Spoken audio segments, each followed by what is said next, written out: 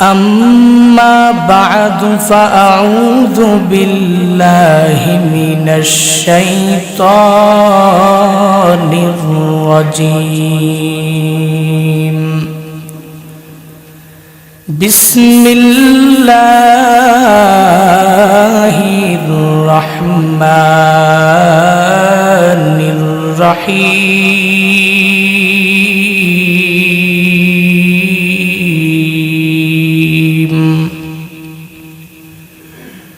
كنتم خير أمة أخرجت للناس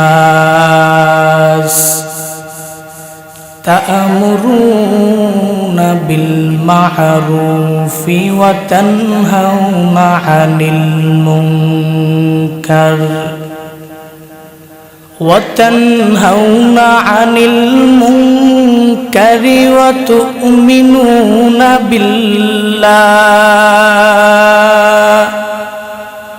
وتؤمنون بالله ولو آمن أهل الكتاب لكان خيرا لهم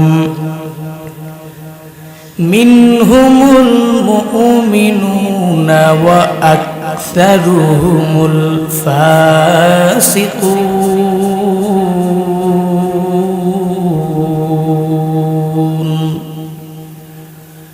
وقال النبي صلى الله عليه وآله وسلم: من رأى منكم منكرا فليغيره بيده، فإن لم يستطع فبلسانه، فإن لم يستطع فبقلبه، وذلك أضعف الإيمان.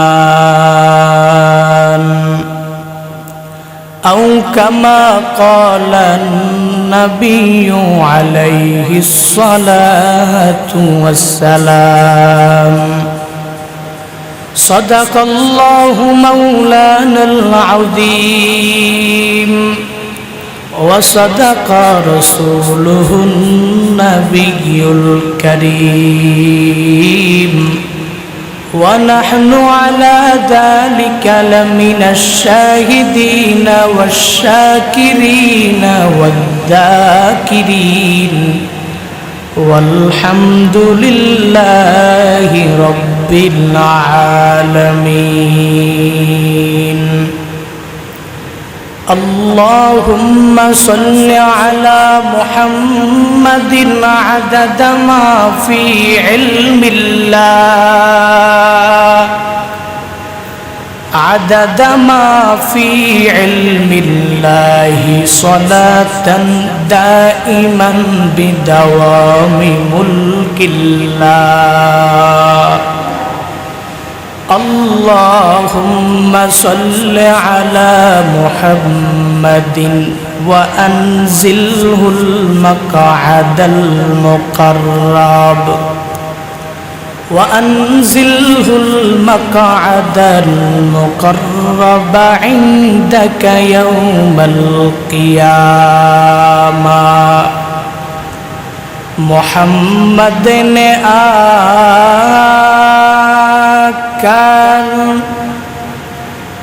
کفر کو مٹھایا،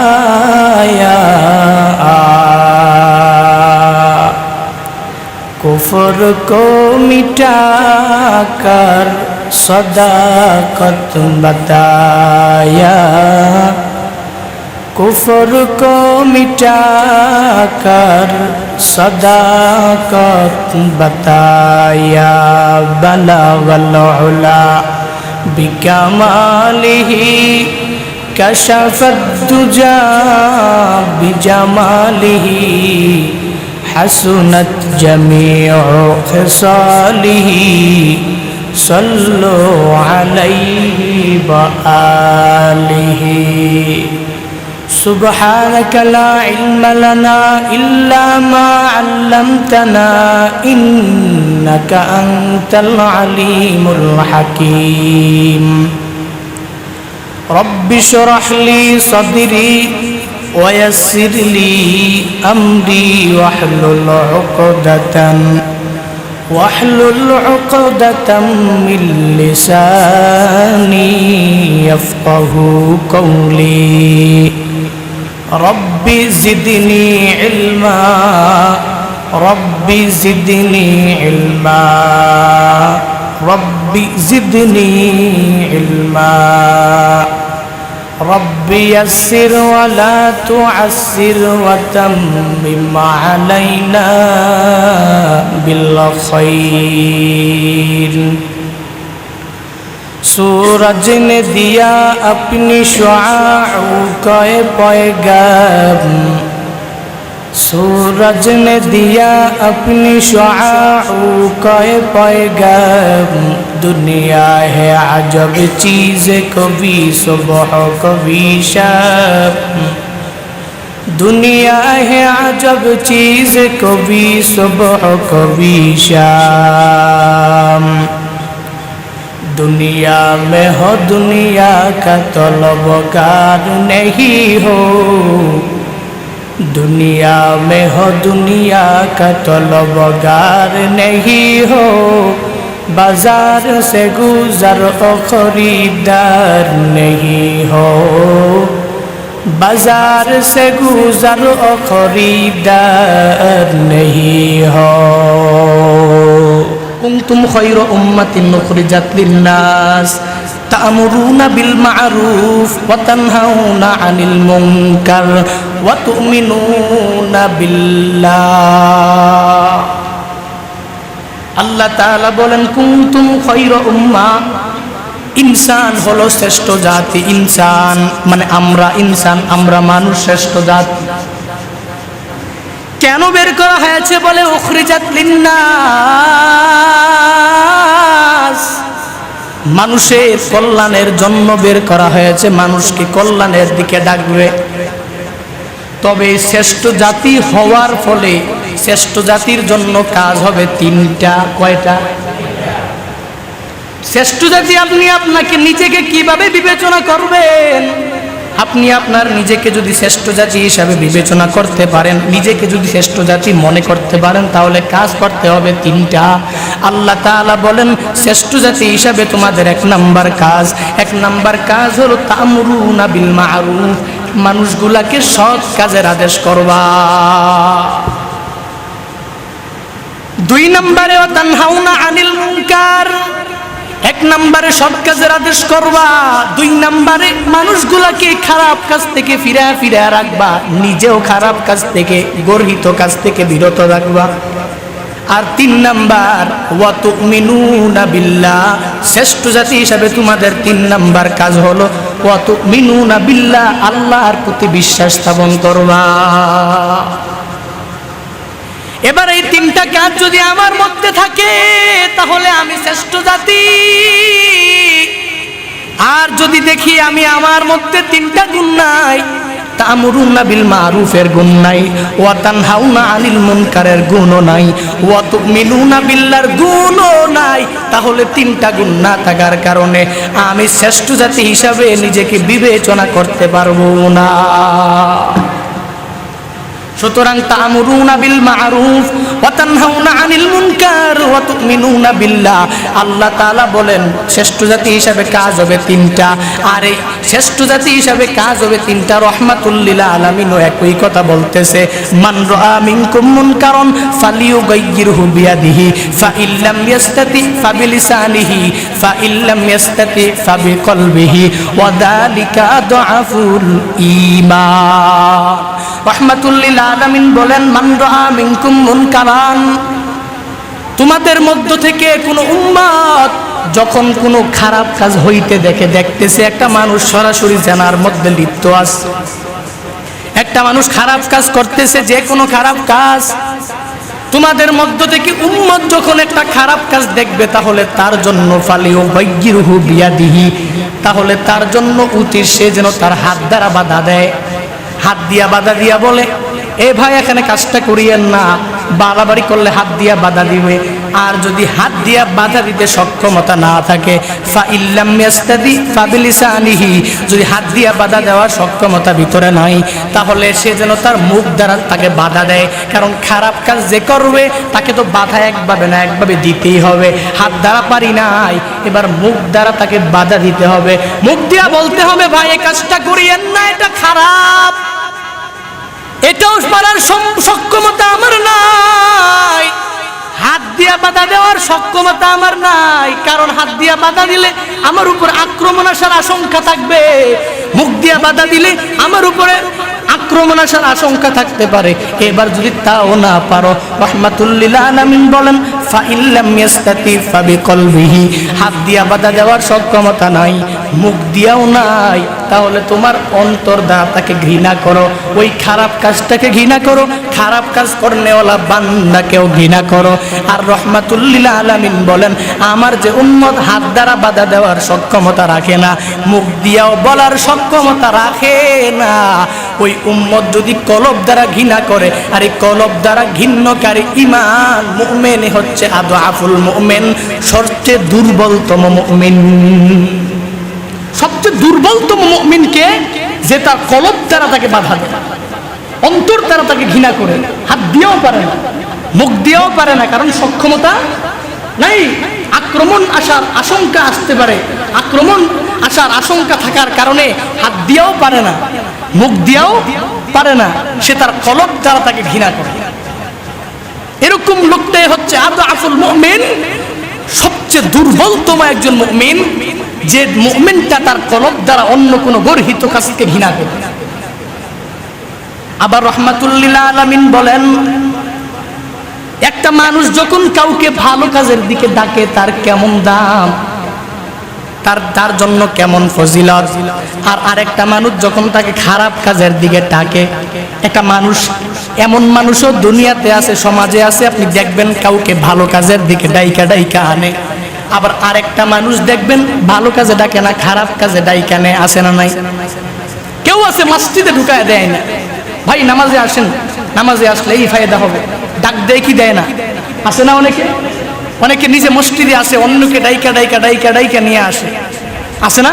আবার অনেকে এমনও আছে, কত বন্ধু আছে, বান্ধব আছে, কি মজা কইরা কত ফাসলে মসজিদে তো আনে না, মন্দিরে নিয়ে যায়, পূজায় নিয়ে যায় না? তো খারাপ কাজ, জুয়া খেলা, মদ খাওয়া, এই বিভিন্ন খারাপ কাজের ভিতরে নিয়ে যায় না? এসব লোকদের সম্পর্কে রাহমাতুল লিল আলামিন কি বলেন শুনেন, মান দাআ ইলা হুদান কানা লাহু মিনাল আজরি মিসলা উজুরি মান তাবিয়াহু লা ইয়ানকুসু যালিকা মিন উজুরিহিম শাইআ। রাহমাতুল লিল আলামিন বলেন, মান দাআ ইলা হুদান, আমার উম্মত যখন কাউকে ভালো কাজের দিকে ডাকে, কাউকে ভালো পথ দেখায়া দেয়। একটা লোক নামাজ পড়ে না, তাকে ডাইকা বলে, ভাই নামাজ পড়তে মসজিদে আসেন। এবার ওই লোকটা মসজিদে আসার পরে নামাজটা পড়লো বা জামাতে নামাজ পড়লো, নামাজ পড়ার পরে তার জন্য যেই পরিমাণ আমল করার কারণে যেই পরিমাণ নেক আমলের সওয়াব অংশীদার সে হয়েছে, একটা লোক ডাকছে, তার ডাকের অনুবর্তী হইয়া, তার ডাকের প্রতি আকৃষ্ট হইয়া নামাজটা আদায় করেছে। এবার রাহমাতুল লিল আলামিন বলেন, কানা লাহু মিনাল আজরি মিসলা উজুরি মান তাবিয়াহু, যে আল্লাহর বান্দা ডাকছে আর যে আল্লাহর বান্দা আয়েশা ডাকার পরে নামাজ আদায় করেছে, নামাজ আদায় করার পরে যেই আমল, যেই নেক আমল তার আমল নামায় জড়ো হয়েছে, এই একই পরিমাণ সমপরিমাণ সওয়াব ডাকনেওয়ালার আমল নামায় দেওয়া হবে। ডাকনেওয়ালা শুধু ডাকছে, ভাই মসজিদে আসেন, আসার পরে সে নামাজ আদায় করেছে, নামাজ আদায় করার পরে যেই পরিমাণ সওয়াব সে পাইছে, ওই পরিমাণ সমপরিমাণ সওয়াব যে ডাকছে তার আমল নামায় দেওয়া হয়। সুবহানাল্লাহ। আবার নেগেটিভ সাইড রাহমাতুল লিল আলামিন কি বলতেছেন, মান দাআ ইলা দালালাতিন কানা আলাইহি মিনাল ইসমি মিসলা আসামি মান তাবিয়াহু লা ইয়ানকুসু যালিকা মিন আসামিহিম শাইআ। রাহমাতুল লিল আলামিন বলেন, উম্মত যখন কাউকে কোনো খারাপ কাজের দিকে ডাইকা নেয়, এই খারাপ কাজে আসো, পূজার ভিতরে নিয়ে যায়, জুয়া খেলার আড্ডার ভিতরে বন্ধু বান্ধবরা নিয়ে যায় কি যায় না? এইরকম যারা নিজেকে এই বন্ধু ফুসলায় পূজার ভিতরে নিয়ে গেল, ওই ডাকছে যে ডাকার কারণে মান দাআ ইলা দালালাতিন, কোন পথভ্রষ্টতার দিকে যে নিয়ে গেল, পথভ্রষ্টতার দিকে নিয়ে যাওয়ার কারণে রাহমাতুল লিল আলামিন বলেন, কানা আলাইহি মিনাল ইসমি মিসলা আসামি মান তাবিয়াহু, ওই লোকটা ওই পথভ্রষ্টতার দিকে যাওয়ার কারণে, খারাপ কাজে যাওয়ার কারণে যে গুনাহ তার আমলনামায় জড়া হয়েছে, তার সমপরিমাণ গুনাহও ওই ডাকনেওয়ালার আমলনামায় জড়ো হয়ে যাবে। নাউজুবিল্লাহ বলবেন না? পকেটে রাখেন, বাড়িতে যায় বললেন। আমি বয়ানের শুরুতেই বলছিলাম যে কিছু কথা বলতে হবে, সুবহানাল্লাহ, আলহামদুলিল্লাহ, নাউজুবিল্লাহ, এগুলো বলবেন তো নাকি? কিছু কথা তো বলতে হবে। সারা জীবন আমরা ওয়াজ শুনি, সারা জীবন এই ওয়াজ সবাই জানি আমরা, লেকিন আমরা কথা বলতে রাজি না। আল্লাহ আমাদেরকে কথা বলার মতো তৌফিক দান করেন। তাহলে কথা হলো, যেই লোকটা ভালো কাজের দিকে ডাকছে, ভালো কাজের দিকে ডাকার কারণে ওই লোকটা অনুবর্তী হইয়া আমল করার কারণে ডাকনেওয়ালার আমল নামায় সমপরিমাণ সওয়াব। আবার নবীজি বলেন, লা ইয়ানকুসু যালিকা মিন উজুরিহিম শাইআ। নবীজি বলেন, অনুবর্তী হইয়া যে লোকটা আসলো, এবার একটা প্রশ্ন জাগতে পারে, আসলে যেই লোকটা আমল করলো, আমল করার কারণে তার নেক আমলটা যে ডাকনেওয়ালাকে দেয়া হলো, এবার যে আমল করছে তার আমল নামায় কি আমল থাকবে না? নবীজি বলেন, লা ইয়ানকুসু যালিকা মিন উজুরিহিম শাইআ। নবীজি বলেন, যে আমল করছে তার আমল তো থাকবেই, অতিরিক্ত যে ডাকছে তার আমল নামায় সমপরিমাণ সওয়াব দেওয়া হবে।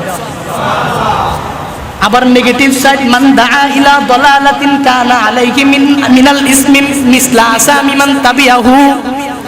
কেউ যদি কাউকে খারাপ দিকে ডাইকা নেয়, খারাপ দিকে ডাইকা নেওয়ার কারণে তার গুনার কারণে, খারাপ কাজ করার কারণে যেই গুনাহ জড়ো হয়েছে, তার সমপরিমাণ গুনাহও ওই যে ডাকছে ডাকনেওয়ালার আমল নামায় জড়ো হবে।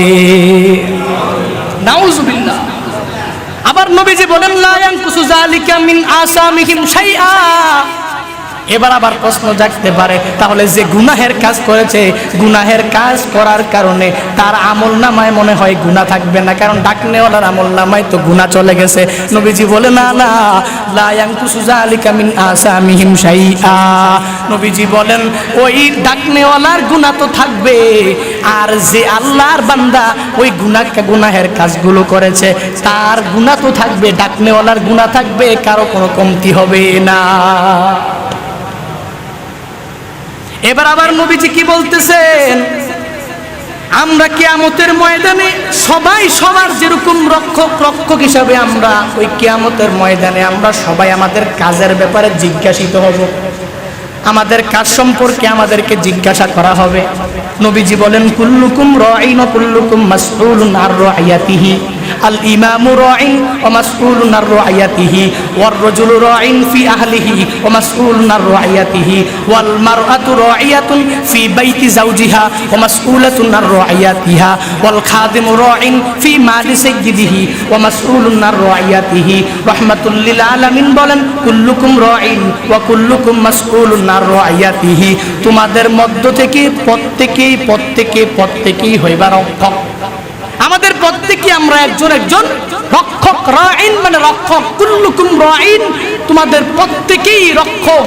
ওয়া কুল্লুকুম মাসউলুন আন রাইয়াতিহি, আর তোমাদের প্রত্যেককেই তোমাদের অধিকারের, তোমাদের অধীনস্থদের ব্যাপারে জিজ্ঞাসা করা হবে, ঠিক যেরকম ভাবে আল ইমামু রাঈন ওয়া মাসউলুন আন রাইয়াতিহি।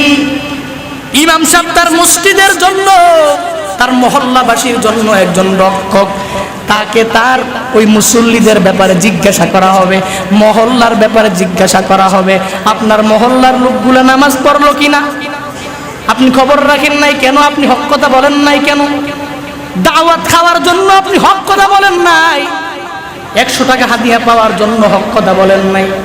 আল ইমামু রাঈন ওয়া মাসউলুন আন রাইয়াতিহি। ওই ইমাম সাহেব কিয়ামতের ময়দানে আপনি আপনার অধীনস্থদের ব্যাপারে জিজ্ঞাসিত হবেন। আবার 2 নম্বরে কি কথা, ওয়ার রাজুলু রাইন ফি আহলিহি ওয়া মাসউলুন আন রাইয়াতিহি।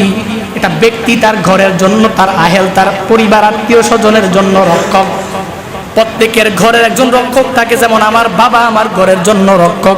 আমার বাবা আমাদের সম্পর্কে কিয়ামতের ময়দানে জিজ্ঞাসিত হবে, তার আহেল সম্পর্কে জিজ্ঞাসিত হবে। কারণ নিজে তুমি নামাজ পড়ছো, নিজে রোজা রাখছো, কিন্তু সন্তান নামাজ পড়লো কিনা খবর নিলা না। নিজে রোজা রাখছো, সন্তান রোজা রাখছে কিনা তাও খবর নিলা না। এই রকম ভাবে নিজে সব করছো কিন্তু সন্তানের কোনো খবর নিলা না, কিন্তু লাভ হবে না। ওয়ার রাজুলু রাইন ফি আহলিহি ওয়া মাসউলুন আন রাইয়াতিহি। তুমিও তোমার এই কাজের কারণে কিয়ামতের ময়দানে জিজ্ঞাসিত হইবা। 3 নম্বরে ওয়াল মারআতু রাইয়াতুন ফি বাইতি যাওজিহা ওয়া মাসউলাতুন আন রাইয়াতিহা। একটা ঘরের নারী থাকে কি থাকে না? ওই নারী তার স্বামীর ঘরের জন্য রক্ষক। ওয়াল মারআতু রাইয়াতুন ফি বাইতি যাওজিহা, তার স্বামীর ঘরের জন্য রক্ষক। ওই স্বামীর ঘরটা কিভাবে গুছায় রাখলো কিনা, স্বামীর ঘরের অধীনস্থদের ব্যাপারে ওই মহিলাকেও জিজ্ঞাসা করা হবে। ওয়া মাসউলাতুন আন রাইয়াতিহা, ওই মহিলাকেও ওই কিয়ামতের ময়দানে জিজ্ঞাসা করা হবে। আবার 4 নম্বরে ওয়াল খাদিমু রাইন ফি মালি সাইয়্যিদিহি ওয়া মাসউলুন আন রাইয়াতিহি। সেবক তার মালিকের মাল, তার মালিকের মালের জন্য রক্ষক। অনেক সময় দেখা যায় খাদেমকে তার মালিক যে তার মালিক তার খাদেমকে কিছু টাকা আমানত দেয়, কিছু মাল আমানত দিয়ে রাইখা যায়। ওই অধীনস্থ ব্যাপারে ওই খাদেমকে জিজ্ঞাসা করা হবে। ওয়া মাসউলুন আন রাইয়াতিহি, ওই খাদেম জিজ্ঞাসিত হবে তুমি তোমার মালিকের যে মাল তুমি তোমার কাছে রাখছো, ওই মালিকের মাল তুমি কতটুকু তুমি হেফাজতে রাখছো, এই ব্যাপারেও খাদেমকে কিয়ামতের ময়দানে জিজ্ঞাসা করা হবে। ঠিক একই রকম ভাবে সব জায়গায় একই রকম। এই দুনিয়াতে সমাজে দেখা দেখো মেম্বার, চেয়ারম্যান, মাতবর সবার কাছে অধীনস্থ সবাই আছে। এই অধীনস্থরা কতটুকু দায়িত্ব পালন করলো আমার আল্লাহ কিয়ামতের ময়দানে সবাইকে জিজ্ঞাসা করবে।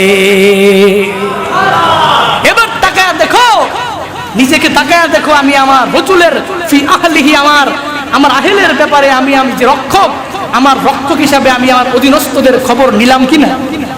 আমি ইমাম, আমি আমার মহল্লাবাসীর খবর নিলাম কিনা?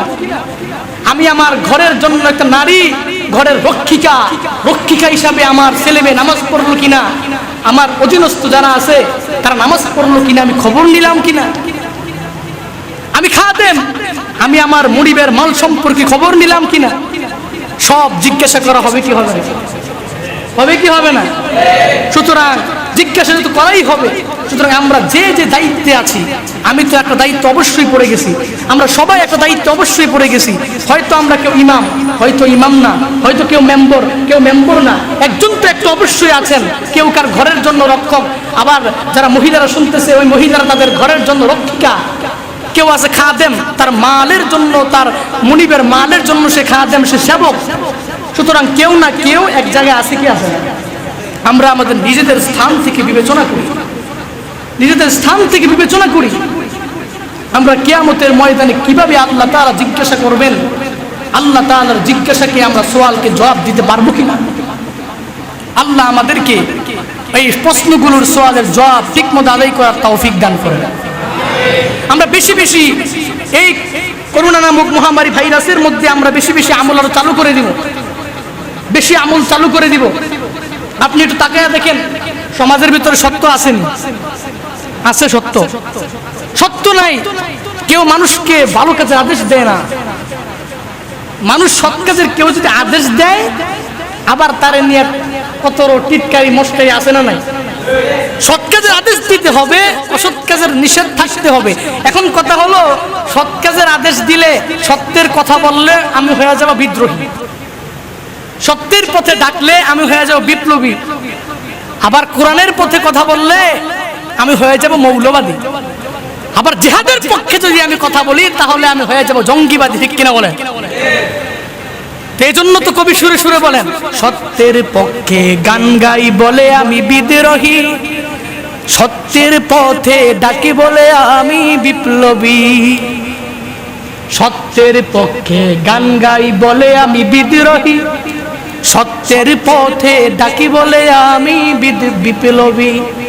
কোরআনের কথা বলি তাই বলে আমাকে মৌলবাদী, জিহাদের কথা বলি তাই বলে আমাকে জঙ্গিবাদী। আমি বিদ্রোহী বিপ্লবী মৌলবাদী, কেন জঙ্গিবাদী? ঠিক না? আমি বিদ্রোহী বিপ্লবী মৌলবাদী, কেন জঙ্গিবাদী? বিদ্রোহী বিপ্লবী মৌলবাদী, কেন জঙ্গিবাদী? ঠিক না? জন্মের পরে কানে আজান কি দেয়নি? তুমি মৌলবাদী সারা হওনি। ঠিক না?